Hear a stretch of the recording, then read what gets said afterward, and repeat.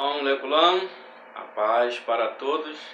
Eu sou o pastor Eliezer, esse é meu canal PR Eliezer Oficial. Nós estamos hoje aqui com mais um estudo da Palavra de Deus, um estudo enriquecedor para você. Nós vamos falar sobre o Reino de Deus.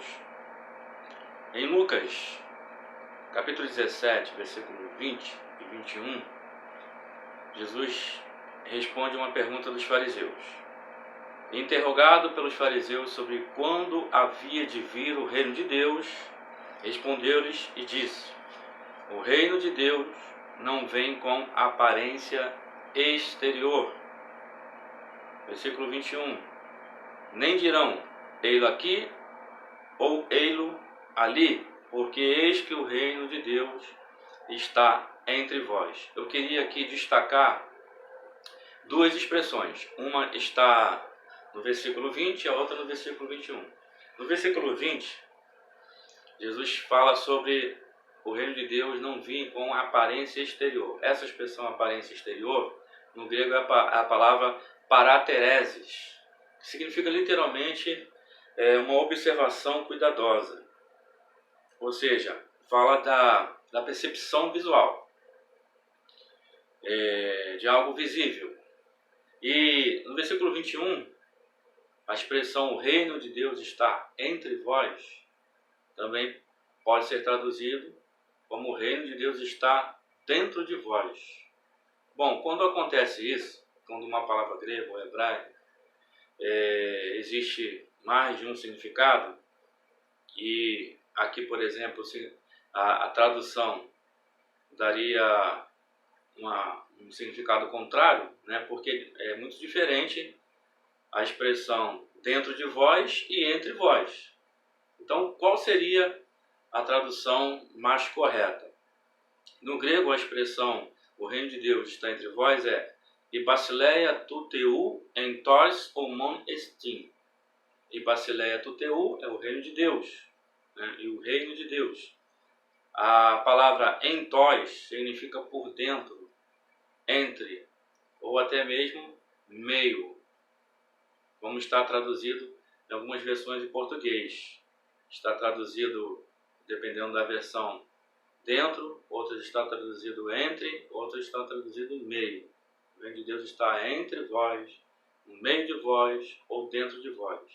Então nós precisamos descobrir qual seria a tradução mais adequada.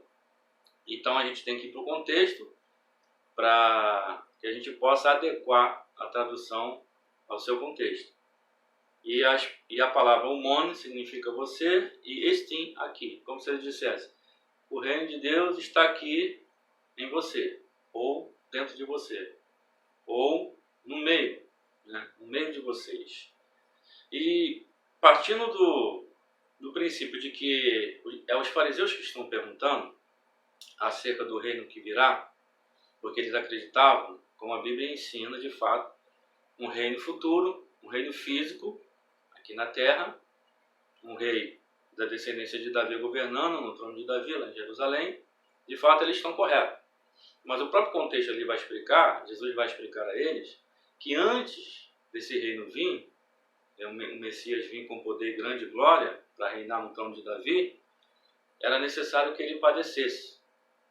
E quando Jesus fala que o reino de Deus não vem com aparência exterior, é que os fariseus jamais iam conseguir ver o reino se não olhasse para o rei Jesus pela fé. Quando ele fala que o reino de Deus está entre vós, ele está se referindo a esse reino futuro que virá, como se já estivesse naquele tempo entre eles. Mas que o rei, que é ele próprio, Jesus, está ali e a mensagem do reino está ali. Então os fariseus só poderiam ver esse reino que virá se eles crescem no rei e na mensagem do rei que estava ali entre eles presente. Então é isso que Jesus está falando. Olha, o rei está aqui. O reino está aqui entre vocês. Se vocês estão preocupados com o reino futuro, vocês devem agora crer na mensagem do reino. Vamos lá, vamos desenvolver essa ideia. Jesus falou, vocês não vão conseguir ver o reino com aparência exterior. Não é dessa maneira que vocês vão conseguir ver o reino.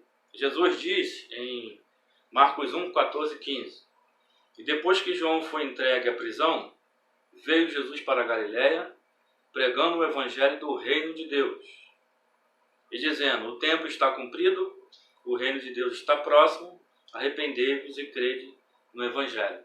João Batista vem pregando também dentro do mesmo conceito. João Batista diz às pessoas da sua época, aos judeus, de que eles deveriam se arrepender, porque o reino de Deus já havia chegado, e inclusive os fariseus, ele prega para os fariseus dessa maneira. Por que o reino de Deus já havia chegado? Porque Jesus estava presente e a mensagem do reino estava ali. Nós vamos aprender, no decorrer dessa mensagem, que quem reina hoje, nesse tempo, é Satanás. Satanás, que é o príncipe desse século, é o príncipe deste mundo, é ele que está reinando. Jesus virá ainda para reinar. Mas, pastor, Jesus não pode estar reinando no coração do homem, dentro do coração daqueles que creem? Claro, existe esse aspecto, sim, do reino de Deus. A sua mensagem que nós recebemos o Senhor Jesus no nosso coração. Mas o que Jesus está falando ali não é nesse sentido. Ainda que possa existir esse sentido. Ele reina no meu coração, né? Porque eu creio nele. E eu dei o governo da minha vida para ele. Mas nós temos que respeitar o texto, o contexto ali. O que Jesus está falando é que ele, o rei e o reino, estava presente com a sua mensagem. Mas o reino propriamente dito, ele é futuro, ele virá. Então, a melhor tradução seria: o reino de Deus está entre vós. Por quê? Porque ele está respondendo aos fariseus. O fariseu teria o reino dentro deles? Os fariseus não criam na mensagem de Jesus. Então, por causa do contexto, a melhor tradução seria essa. Em vez de nós traduzirmos em tos, por dentro, seria entre. Então, o reino de Deus não está dentro de vós, Jesus se referindo aos fariseus, mas está entre vós, porque ele tinha chegado quando João Batista estava anunciando a sua vinda. Para que as pessoas possam ingressar nesse reino, tem que se arrepender e crer no evangelho. Foi isso que Jesus ensinou. Bom, desvendando então esse mistério, vamos dizer assim, continuando no próprio capítulo de Lucas 17, Jesus vai respondê-los acerca das suas duas vindas. Porque os judeus não haviam entendido essas duas fases da vida do Messias. Que ele viria a primeira vez para sofrer e morrer pelos nossos pecados, e depois ele viria para reinar sobre os justos, sobre aqueles que creem, e sobre o mundo todo no milênio. São 1000 anos literais. As pessoas que acreditam que não há milênio literal, que não há governo político e físico de Jesus lá em Jerusalém, mas que o reino de Deus já se iniciou há 2000 anos atrás, é simbólico, se iniciou dentro do nosso coração, se baseia nesse texto. Porque eles dizem que o reino de Deus está dentro de nós. Mas ali Jesus não está falando sobre isso. Essa é a questão. Então Jesus responde a eles em Lucas 17, 24 e 25. Jesus diz assim: porque como um relâmpago que ilumina desde a extremidade do céu até a outra extremidade, ou seja, do Oriente ao Ocidente, assim será também a vinda do Filho do Homem. Então ele responde aos fariseus, ainda que ele não dá o tempo desta vinda, mas ele fala que, de fato, o Messias, que é ele próprio Jesus, virá através de uma observação cuidadosa, visível, através da faculdade da visão. Todos verão, nessa ocasião, o Mashiach. Os judeus se lamentarão profundamente, se arrependerão por causa do que os seus pais fizeram, transpassaram o Messias, e 2000 anos eles sofreram por causa dessa atitude de rejeitar o Messias e escolher César.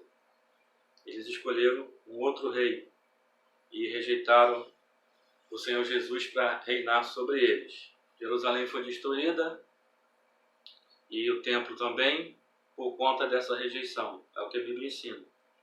Aí Jesus fala ainda, mas primeiro, ou seja, isso vai acontecer, ele vai vir como relâmpago que sai do Oriente e se mostra no Ocidente, mas primeiro convém que ele padeça muito e seja reprovado por esta geração. Então primeiro ele vem como servo sofredor, como é ensinado principalmente no livro de Isaías, mas depois ele virá de maneira gloriosa. Existe representado na vida de José e na vida de Davi esses dois aspectos da vinda do Messias. Em José mostra ele como servo sofredor, é chamado Mashiach ben Yosef, o Messias, filho de José, e o Mashiach ben David, o Messias, o ungido, filho de Davi. Os judeus se voltaram mais para esse aspecto do Messias, em Davi, e esqueceram que ele tinha que vir como José, o servo sofredor, que depois seria posto no trono. Glória a Deus.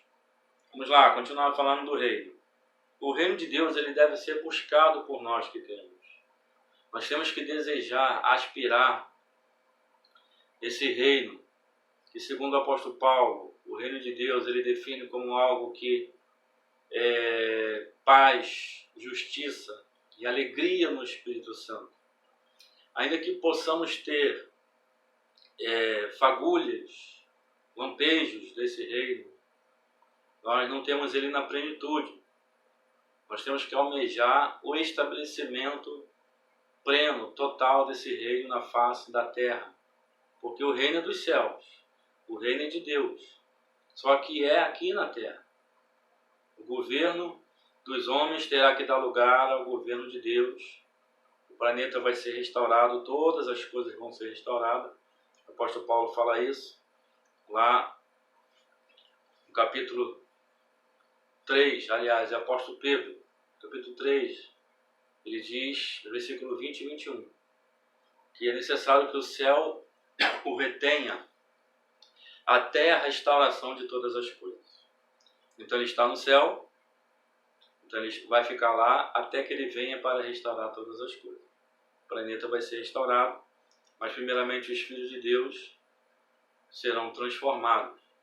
E depois então o planeta logo em seguida, de maneira gradativa. Nós vamos aprender isso quando eu falar do milênio propriamente dito, o que vai acontecer no milênio, nós vamos aprender. Olha o que Jesus falou no Sermão do Monte, acerca da prioridade em buscar o reino de Deus. Em Mateus 6, 33, ele diz assim, mas buscai primeiro o reino de Deus e a sua justiça, e todas estas coisas vos serão acrescentadas. Deus cuida de nós, não tem nos desamparado, nem vai nos desamparar. Eu posso dar esse testemunho, ele tem cuidado de maneira milagrosa da minha vida, da minha família, à medida que eu tenho priorizado o reino de Deus. Ali ele fala para um povo que estava preocupado, o povo da Galileia, um povo pobre. Eles estavam preocupados com o que comer, com o que beber, com o que se vestir. Então Jesus diz que o Senhor, ele cuida dos lírios dos campos, que não fiam, não costuram, e nem Salomão vestiu como um deles. Realmente o lírio é uma flor muito linda, né? Para quem já viu, algo realmente espetacular. E ele diz também que aquele povo não deveria se preocupar com o que comer, porque os pássaros não plantam, não colhem. E que eles valiam mais do que os pássaros, que os lírios. Jesus fala, vocês são homens de pouca fé, porque não confiam que eu possa cuidar de vocês. Faz o seguinte, prioriza o reino, busca a justiça desse reino, e vocês vão ver que estas coisas que vocês estão preocupados serão acrescentadas. Ainda mais você que pode plantar e que pode colher. Ainda mais você que pode costurar. Se ele cuida de animais e plantas que não podem fazer isso, quanto mais seres racionais como nós que podemos fazer isso para nos sustentar. Ele ali não está de forma alguma fazendo uma apologia à preguiça. Vamos lá. Em Mateus 13, 44, 46, numa parábola, Jesus mostra que não existe nada mais importante do que o reino de Deus na vida do homem.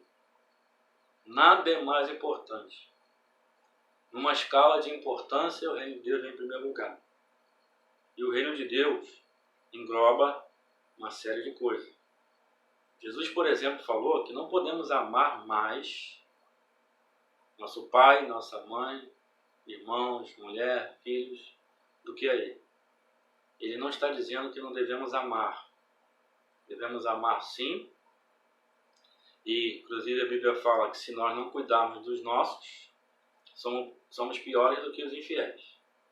Só que quando é colocado em xeque a família e o reino de Deus, um marido, por exemplo, que impede a mulher de exercer a sua fé, o apóstolo Paulo fala, olha, você é livre, você não é obrigado a ficar com ele, porque ele não é cristão e não permite você exercer a sua fé. Caso ele permita, caso ele coabite com você em paz, não o deixe. Mas essa é outra questão. Jesus fala assim, também o reino dos céus é semelhante a um tesouro escondido num campo que um homem achou e escondeu. E pelo gozo dele, pela alegria dele, vai e vende tudo quanto tem e compra aquele campo. Na parábola aqui, esse homem que achou o tesouro no campo, o campo não era dele. Então ele deixou o tesouro no campo e vendeu tudo quanto tem. Ou seja, ele abriu mão de tudo que ele possuía, porque aquele tesouro era mais importante para ele do que qualquer outra coisa. Jesus compara então o reino de Deus a esse tesouro. Por isso que eu trouxe esta parábola, para mostrar que para Jesus o reino de Deus é mais importante, é o nosso tesouro. O próprio Jesus falou que onde estiver o nosso tesouro, aí estará o nosso coração. A propósito, aonde está o teu tesouro? Qual é a tua prioridade? O que é mais importante para você? É teu emprego? É tua empresa? Tua esposa, teu esposo? Não pode ser mais importante do que Deus e a sua obra. É claro que uma coisa está interligada à outra. Mas o que eu quero ressaltar aqui é prioridade. Não é que não devemos ter e amar as outras coisas, porque necessitamos do nosso emprego, da nossa família, né? Mas eu estou querendo dizer aquilo que é mais importante. Então, quando eu troco o reino de Deus por essas coisas, aí sim, aí o Senhor me reprova. Eu não posso deixar em segundo lugar o reino de Deus. Ele ainda diz assim, outrossim o reino dos céus é semelhante ao homem negociante, que busca boas pérolas. E, encontrando uma pérola de grande valor, foi, vendeu tudo quanto tinha e comprou. O mesmo princípio, só que aqui o reino de Deus é comparado a uma pérola. Glória a Deus. Em Mateus 6, no Sermão do Monte, versículo 10, Jesus ensina os discípulos a orarem assim, venha ao teu reino, seja feita a tua vontade, assim na terra como no céu. Esse versículo prova que o reino não chegou. O reino não tinha chegado. E não chegou ainda. Ele chegará. Então Jesus jamais estaria dizendo, no texto inicial que nós lemos lá de Lucas 17, que o reino de Deus estava literalmente ali, já implantado. Porque ele virá. Ele ensinou a orar para que nós desejássemos essa chegada do reino. Venha o teu reino. Seja feita a tua vontade assim na terra como no céu. Quando o reino dele vier, será feita a vontade dele. Então isso mostra que o reino não veio, porque a vontade dele não é feita na face dessa terra. Nós que somos crentes em Jesus, vivemos diante do regimento desse reino. Procuramos viver para alcançar a plenitude dele lá na frente. O salmista no Salmo 93, versículo 1, ele diz assim acerca desse reino que virá. o Senhor reina. Isso vai se cumprir ainda. Há uma profecia para o futuro, ainda que o verbo esteja no presente. Ele escreveu 1000 anos antes de Cristo. E nós sabemos que o reino, que Jesus não reina. Vou mostrar a vocês quem é que está reinando. O Senhor reina, está vestido de majestade. Isso se cumprirá. O Senhor se revestiu e cingiu de poder. O mundo também está firmado e não poderá vacilar. Jesus vai trazer paz e justiça para este planeta. Quando o texto fala que o mundo está firmado e não vai vacilar, significa que, por causa desse governo pacífico e justo, tudo aquilo que abala, que atinge a humanidade, que desola a humanidade, será extirpado, será eliminado. Então o mundo se firmará nele. Fala da confiança, fala da paz, fala de nós termos um governante justo sobre nós. Porque uma injustiça realmente abala, né? Mexe com as nossas estruturas emocionais, físicas, psíquicas. Né? A gente está cansado de ver aí nos noticiários. A Terra está abalada pela violência, pela corrupção, pelas injustiças e por todas as mazelas do pecado. Mas quando ele vier, a Terra se estabelecerá. A humanidade vai se aquietar. Como diz lá o salmista, aquietai-vos e sabei que eu sou Deus. Ser exaltado entre as nações, ser exaltado sobre a terra. Mas antes ele fala do cessar da guerra. Ele quebra o arco, corta a lança, queima os carros no fogo. Então ele vai fazer cessar a guerra. Com isso, a humanidade, né, não vacilará, estará firmado nele. Glória a Deus.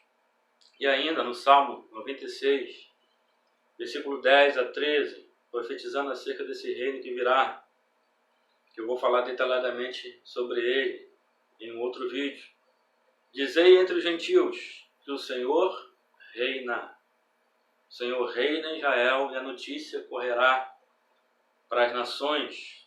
O mundo também se firmará, mais uma vez, essa expressão, para que não se abale. Ele governando, então haverá justiça plena, haverá paz mundial. Julgará os povos com retidão, com justiça. E aí o que vai acontecer? Um rei deste, governando sobre toda a terra, como está escrito lá em Zacarias 14:9, o rei de toda a terra. O que vai acontecer na criação? A criação vai se alegrar. Olha como diz o texto. Alegre-se os céus e regozije-se a terra. Brame o mar e a sua plenitude. Alegre-se o campo com tudo que há nele. Então se regozijarão todas as aves do bosque ante a face do Senhor. Porque vem a julgar a terra. Julgará o mundo com justiça, os povos com a sua verdade. Isaías capítulo 2, ele diz que de Sião sairá a Torá, a lei, e de Jerusalém a palavra de Deus. Também os profetas falam que as nações concorrerão para lá, para Jerusalém, para buscar o Senhor. Zacarias fala que 10 das nações, 10 gentios, agarrarão a orla da saia do judeu, do vestido do judeu, e dirão: deixa-nos ir convosco, porque temos ouvido que Deus é com vocês. Então Israel será a nação mais importante do mundo nessa época. O apóstolo Paulo, em Romanos 4, diz que Israel vai ser o herdeiro do mundo. Deus escolheu isso, prometeu a Abraão. Ainda nos Salmos 99, versículo 1 e 4. O Senhor reina, temam os povos. O milênio ele vai governar com vara de ferro, como está lá no Salmo 2. O que significa isso? Ele vai reinar com rigor. Ele vai punir com rigor o pecado, o rebelde. Não vai ter moleza no milênio, não. Nós vamos estar lá governando com ele. A igreja estará lá transformada, governando com ele. E pessoas das nações que ajudaram Israel na grande tribulação passarão por milênio. Isso também já é um outro aspecto. Ele diz, o Senhor reina entre os povos, ele está sentado entre os querubins. Comova-se a terra, o Senhor é grande em Sião, onde ele vai reinar, em Jerusalém. E mais alto do que todos os povos, ele será exaltado. E Isaías diz que, Miqueias também, fala que o Monte Sião será exaltado sobre todos os outeiros. A casa do Senhor estará em evidência. As nações concorrerão para lá. A glória do Senhor estará lá em Jerusalém. Louvem o teu nome, grande e tremendo, pois é santo. Também o poder do rei ama o juízo, ou seja, justiça. Tu firmas a equidade e justiça. Fazes juízo e justiça em Jacó, em Israel.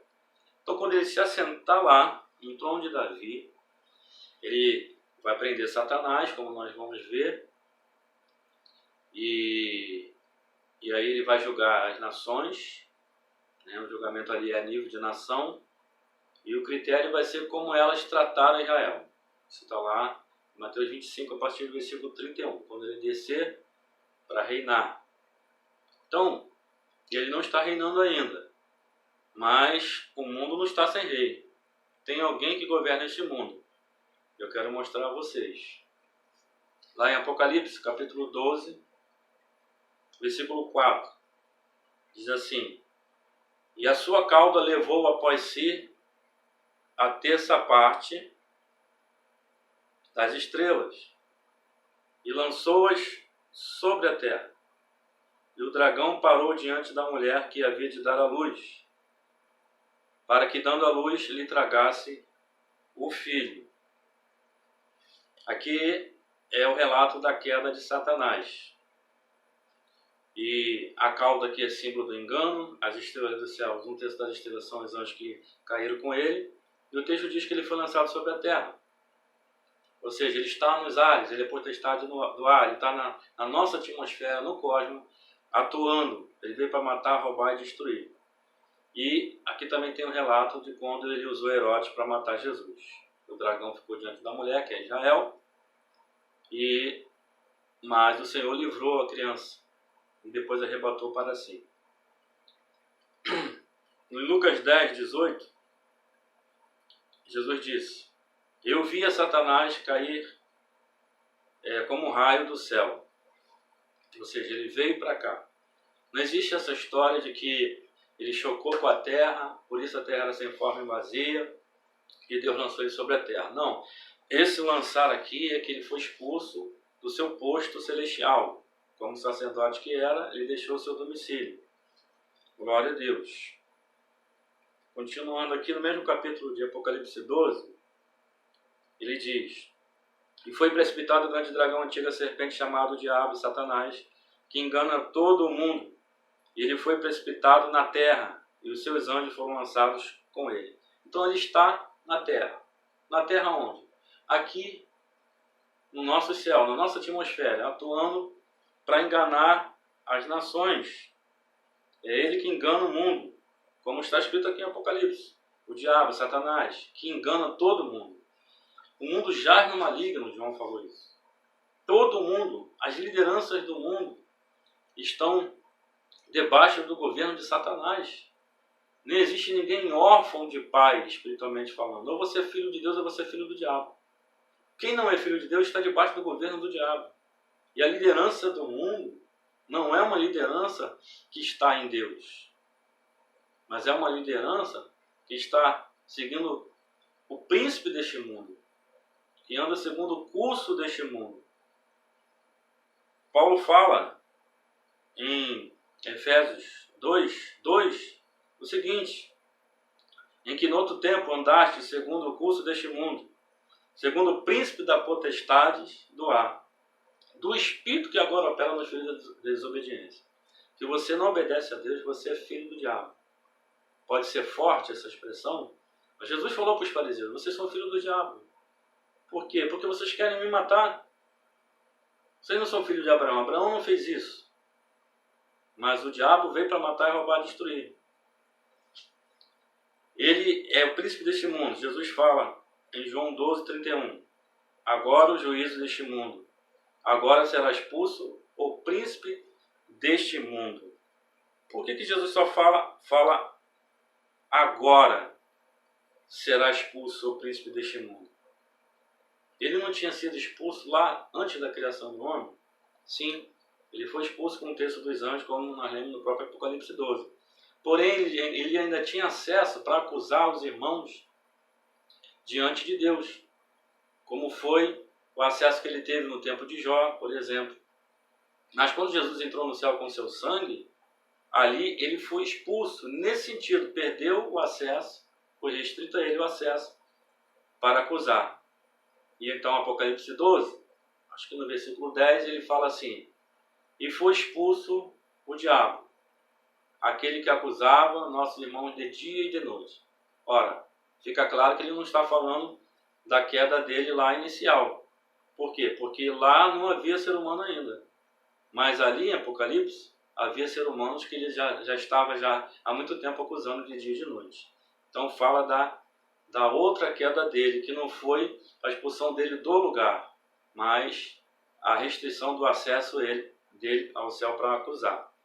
E ainda em João 14:30 diz o seguinte: já não falarei muito convosco, porque se aproxima o príncipe deste mundo e nada tem em mim. Glória a Deus. Jesus reconheceu que Satanás tem um reino. Olha o que ele fala em Mateus 12:26. E se Satanás expulsa Satanás, está dividido contra si mesmo. Como subsistirá, pois, o seu reino? Ou seja, Jesus reconhece que ele tem um reino. E ele reina nessa terra. Paulo diz que ele é o Deus desse século. É ele que governa sobre este tempo, essa era. Ele diz lá em 2 Coríntios 4, versículo 4, nos quais o Deus desse século cegou o entendimento dos incrédulos, para que não lhes resplandeça a luz do Evangelho da glória de Cristo, que é a imagem de Deus. Eu queria só sublinhar essa ideia que ele é o Deus desse século. Jesus falou que ele é o príncipe deste mundo, e é somente isso que eu queria ressaltar aqui. Glória a Jesus. Eu vou ler agora 1 Samuel, 2 versículos, que mostra que Deus reinou sobre Israel. E o Senhor ficou então entristecido porque Israel rejeitou o Senhor e optou de ter um rei humano governando sobre eles. E isso aconteceu também no tempo de Jesus. Rejeitaram Jesus e escolheram o servo. E o propósito de Deus é reinar sobre os homens no milênio, através de Yeshua. Deus estará governando. Jesus, ele tem as duas naturezas. Ele é Deus e ele é homem. 1 Samuel 12:12 diz o seguinte: E vendo vós que Naás, rei dos filhos de Amon, vinha contra vós, me disseste: não mais reinará sobre nós um rei, sendo, porém, o Senhor o vosso rei. Ou seja, Deus era o rei deles. Outro, 1 Samuel 8:7, disse o Senhor a Samuel, que a voz do povo, ouve a voz do povo tudo quanto te dizem, pois não tem rejeitado a ti, antes a mim me tem rejeitado, para que eu não reine sobre eles. Então, quem era o rei no tempo de Samuel? Era o Senhor reinando sobre eles. Só que eles quiseram um rei segundo o modelo das nações. E aí, então, a consequência dessa escolha a gente vê na história de Israel. Todos os reis de Israel, porque a nação foi dividida entre Israel e Judá, 10 tribos ficaram ao norte, com Jeroboão, e 2 tribos ao sul, Benjamim e Judá, ficaram com Roboão.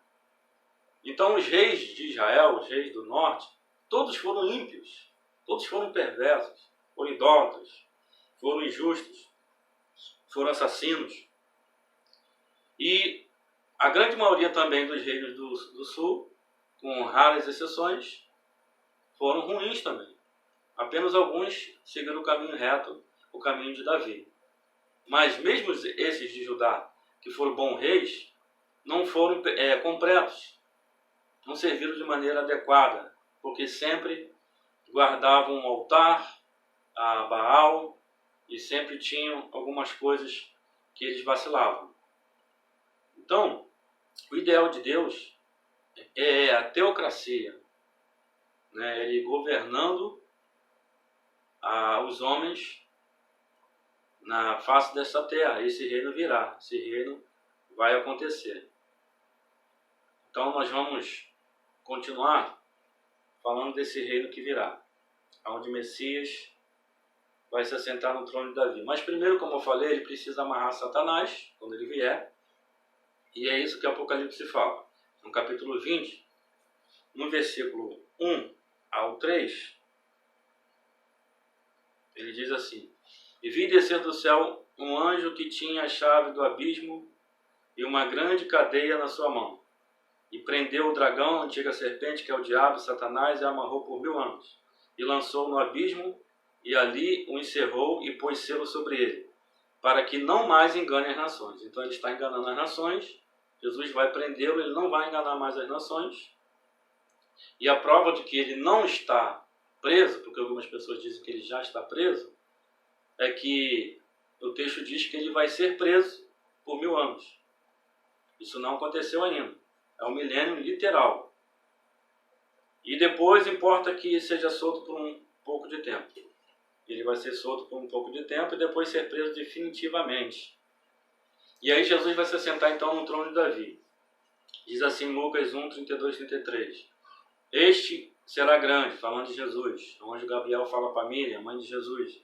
E será chamado Filho do Altíssimo. O Senhor Deus lhe dará o trono de Davi, seu pai. E reinará eternamente na casa de Jacó, aqui na terra, em Israel. E o seu reino não terá fim.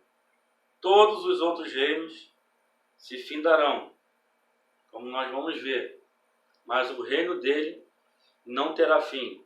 Ele diz para Pilatos. Pilatos pergunta para ele se ele é rei, ele diz que é. Mas na mesma conversa, ele vai dizer que o reino dele não é deste mundo. Por quê? Porque tem um reinando. Então esse que está reinando, que é Satanás, vai ter que dar um lugar a ele para que ele possa reinar. Ele diz assim, João 18, 37. Disse-lhe, pois, Pilatos, logo tu és rei? Jesus respondeu, tu dizes que eu sou. Eu para isso nasci e para isso vim ao mundo, a fim de dar testemunho da verdade. Todo aquele que é da verdade ouve a minha voz. Glória a Deus. Então Jesus, ele é rei, virá para reinar, mas ainda não reina. Quem está reinando agora é Satanás. Ele está reinando através dos líderes mundiais. Olha o que diz Daniel 2, 31, 35. Isso é muito sério. Eu vou ler aqui. Tu, ó rei, estava vendo, e eis que uma grande estátua, esta estátua era imensa, cujo esplendor era excelente. E estava em pé diante de ti, e a sua aparência era terrível. A cabeça daquela estátua era de ouro fino, o seu peito, os seus braços de prata, e seu ventre e as suas coxas de cobre, e as pernas de ferro, os seus pés em parte de ferro e parte de barro. Estava vendo isto quando uma pedra foi cortada sem auxílio de mãos, e a qual feriu a estátua e pôs nos pés de ferro e de barro, e os esmiuçou. Então foi juntamente esmiuçado o ferro, o barro, o bronze, a prata, o ouro, os quais se fizeram como a pregana das eiras do estio, e o vento os levou, e não se achou lugar algum para eles. Mas a pedra que feriu a estátua tornou um grande monte e encheu toda a terra. Essa pedra é o Messias Jesus, a pedra angular. Então ela encheu toda a terra e virou um grande monte, ou seja, fala do seu governo mundial. A cabeça de ouro é Babilônia, os peitos e os braços de prata é o reino Medo-Persa, as coxas e o ventre de bronze é a Grécia, os pés e as pernas de parte de ferro, parte de barro é a Roma. Essa estrutura, politicamente falando, como império, já não existe. Mas a sua ideologia, os seus ensinamentos, antagônicos ao Senhor, toda essa herança maligna desses governos nós recebemos. A cultura greco-romana, muita coisa da Babilônia. Apocalipse fala que a Babilônia é a mãe das prostituições da terra. Ela gerou todas as prostituições da terra. ela é abominável aos olhos do Senhor. E no versículo 44 diz assim: mas nos dias desses reis, o Deus do céu levantará um reino que não será jamais destruído. E este reino não passará a outro povo. Esmiuçará e consumirá todos estes reinos, mas ele mesmo subsistirá para sempre.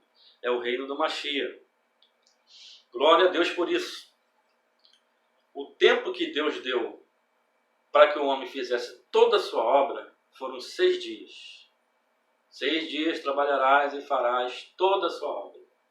Isso é profético, isso é simbólico. Pedro fala, quando ele fala da vinda de Jesus, ele fala que um dia para Deus é como 1000 anos como um dia. Se considerarmos esse princípio, 6 dias são 6.000 anos. E o 7º dia seria o milênio, o Shabat, que virá, aonde o homem não poderia fazer nenhuma obra. Era o dia do Senhor, o dia em que Deus era santificado. Por isso que Jesus ensinou aos discípulos: vocês orarão assim: santificado seja o teu nome, venha o teu reino. Lá no milênio, Jesus será santificado. As nações reconhecerão, adorarão a Ele, junto com Israel. Se faz necessário que Satanás seja preso e que os reinos do mundo terminem. Toda demanda humana, toda atividade humana, no sentido de suprir suas próprias necessidades. Deus fará isso.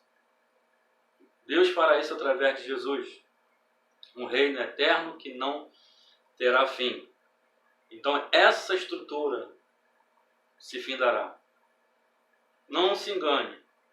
Não confie nos homens. Nenhum líder mundial, nenhum líder de nenhum país está sendo governado pelo Senhor. É o diabo que governa eles. Se alguns países não têm os problemas que o Brasil tem outros problemas sérios também, que para Deus é pecado. Ainda que a economia de alguns países seja maravilhosa, ainda que não haja corrupção como no Brasil, mas pode crer que há outras coisas terríveis. Prostituição, ateísmo, tantas outras coisas também que desagradam ao Senhor. Homossexualismo, e vai embora. Então, essa é a nossa esperança, igreja. O reino de Deus, nós começamos a falar sobre o reino de Deus. Eu vou falar ainda mais. O reino de Deus não é comida, não é bebida, não é nada que perece. É algo que permanece. É paz, justiça e alegria no Espírito Santo. Viva essa esperança. Viva aqui, enquanto estivermos aqui, como cidadão desta terra, sim. Mas nunca esqueça que você é um cidadão dos céus, do reino dos céus. E a nossa esperança não está nas coisas dessa terra. A nossa esperança está no reino que há de vir. Glória a Deus. Espero que você possa desejar um pouco mais esse reino, como Jesus ensinou. E orar com mais sentido, dizendo: venha o teu reino. Que esse desejo possa brotar em teu coração. Como está lá em Apocalipse, a igreja, a noiva diz: vem. O noivo diz: vem. O Espírito diz: vem. Ora, vem, Senhor Jesus. Ou seja, a noiva dá eco à voz do Espírito. Nós temos que desejar a vinda de Jesus e ela está próxima. Amém? Letra 8. Até a vista. Que Deus te abençoe.